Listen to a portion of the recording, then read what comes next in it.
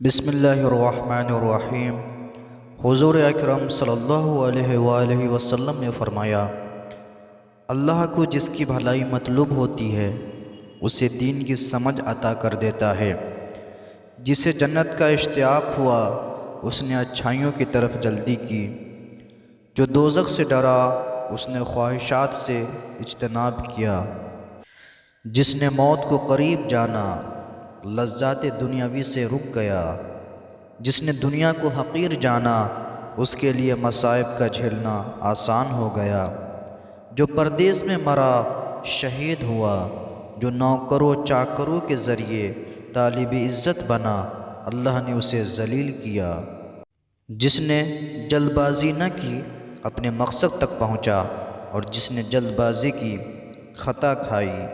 جس نے اچھائی کاشت کی اس نے محبت کی فصل اٹھائی، اور جس نے برائی کاشت کی اس نے پشیمانی کی فصل اٹھائی۔ جو تمام لوگوں سے باعزت بننا چاہتا ہے اسے اللہ کا تقوی اختیار کرنا چاہیے۔ جو تمام لوگوں سے زیادہ دولت مند بننا چاہتا ہے اسے چاہیے کہ اپنے مال کی بنسبت خدا کی عطا پر زیادہ بھروسہ رکھے۔ جس نے برائی کا ارادہ کر کے برائی نہ کی تو اس کے نامہ اعمال میں ایک نیکی لکھی جائے گی۔ جسے اللہ کی طرف سے اچھائی ملی ہے اس کے آثار اس پر نظر آنے چاہیے۔